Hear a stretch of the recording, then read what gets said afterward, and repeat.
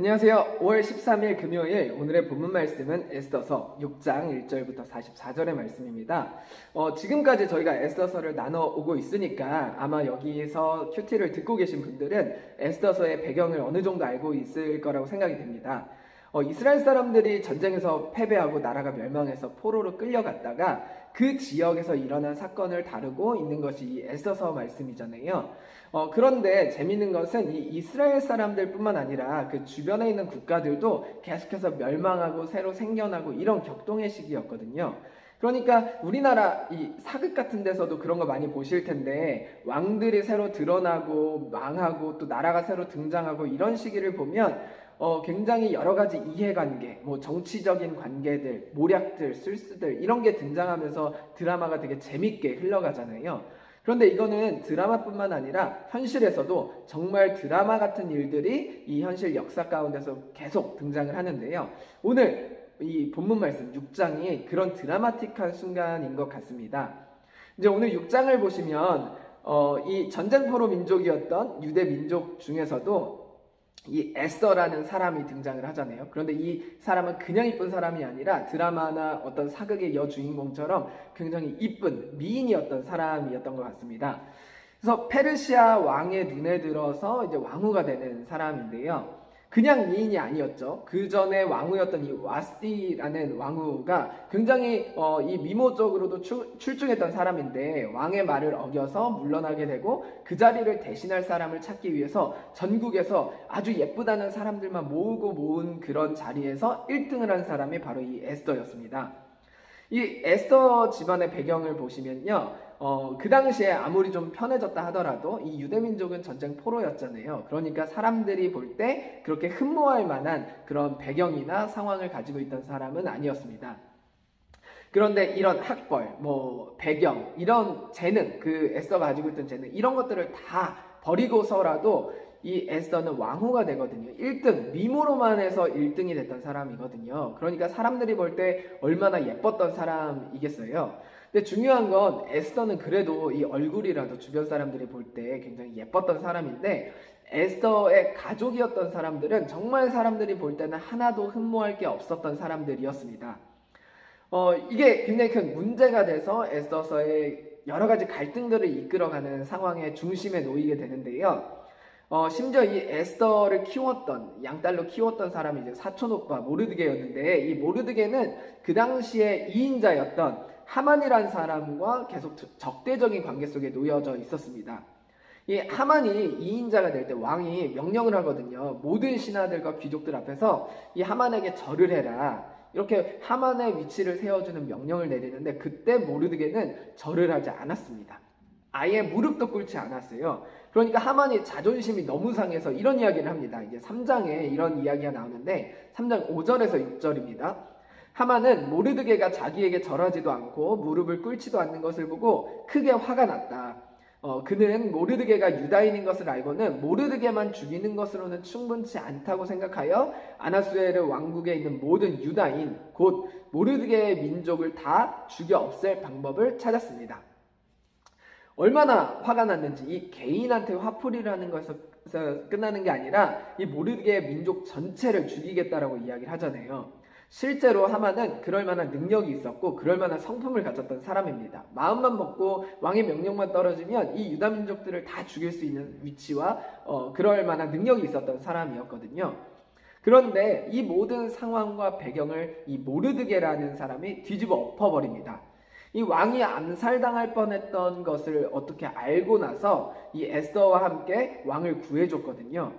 그러니까 하만은 여전히 모르드게를 굉장히 죽일 만큼 싫어했지만 동시에 이 모르드게를 죽일 만큼의 명분이 없었던 상황입니다.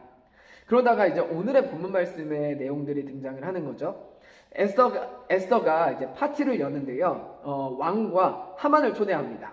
사실 많은 사람들을 초대하지 않고 정말 극소수의 사람들을 초대를 하는데 하만이 기분 좋게 파티를 다녀와요. 왜냐하면 왕이 초대받아서 갔고 그 자리에 본인이 초대받아서 갔기 때문에 특별한 사람으로 인식이 되었던 거죠. 그래서 되게 기분 좋게 파티를 갔다가 집으로 오는 중에 이 왕국의 입구 앞에서 모르드게를 발견합니다. 그러니까 엄청 기분이 나빠져서 집에 가서는 화를 참지 못하고 막 사람들한테, 가족들에게 이런 이야기를 하죠. 그래서 가족들이, 그 주변에 있던 사람들이 모르드게를 죽일 방법들을 같이 의논하고 다음날 새벽 아침 일찍 왕을 찾아가서 모르드게를 죽일 이야기를 하려고 마음을 먹습니다. 그런데 그날 밤, 오늘의 이 6장이 등장을 하는데요. 그날 밤, 그 하만이 찾아가기 전날 밤에 왕이 불면증에 시달렸던 것 같아요. 그 당시에 왕들은 불면증에 많이 시달렸다고 하는데 이 왕이 너무 잠이 오지 않으니까 예전에 있었던 왕국의 일기들을 들춰보기 시작하죠. 그래서 그 신하들에게 명령해서 일기를 좀 읽어봐라 이렇게 이야기를 하니까 예전에 모르드게가 왕을 이 암살의 위험에서 구출했었던 이야기를 듣게 됩니다. 그래서 물어보죠. 야, 그 당시에 모르드게가 나를 이렇게 구해줬는데 상을 받았느냐? 그랬는데 아무런 상을 받지 못했습니다. 왜냐하면 그 당시에 이인자였던 하만이 그 모르드게가 상 받는 것을 굉장히 싫어했기 때문인데요. 그러니까 왕이 그 소식을 듣고 나서는 이 모르드게에게 어떤 상을 줘야 되나 고민을 하고 있었습니다. 그때 하만이 모르드게를 죽이려고 왕을 찾아오는데요. 그냥 그 낮의 시간에 찾아온 게 아니라 얼마나 마음이 급했으면 동이 트자마자 아침 일찍 왕을 찾아오려고 그 뜰 안에 대기 중에 있었습니다. 그래서 6장 6절에 이렇게 이야기를 합니다.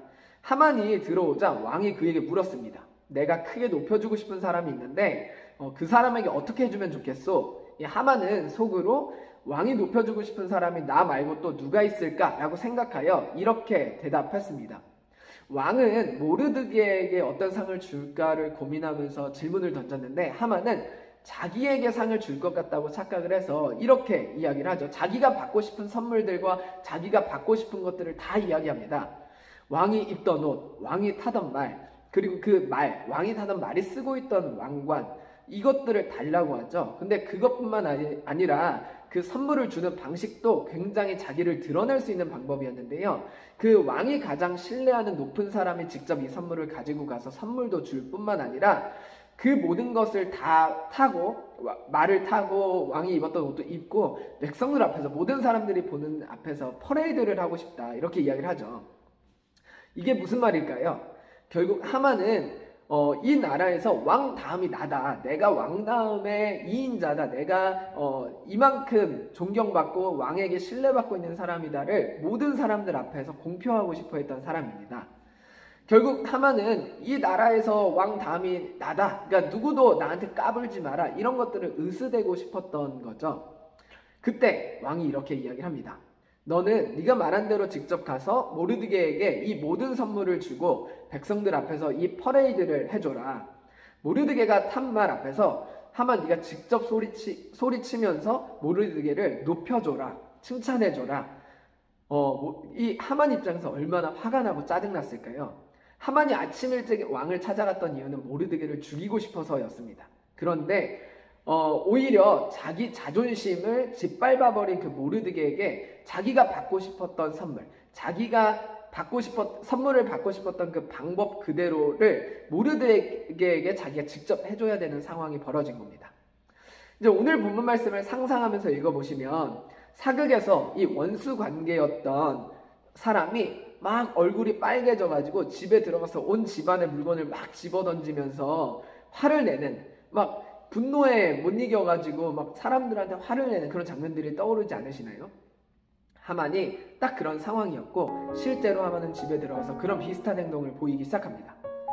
자신을 스스로 높이고자 했던 방법 그대로를 자기가 가장 싫어하는 사람에게 해줘야 됐었기 때문이죠. 우리의 질투나 이 욕심으로 보여지는 행동들은 결국 우리에게 돌아오는 경우들이 참 많이 있는 것 같습니다. 저도 그런 경험을 해봤고 아마 이 영상을 통해서 말씀을 나누고 있는 분들도 그런 경험들을 해보신 적이 있으실 것 같아요.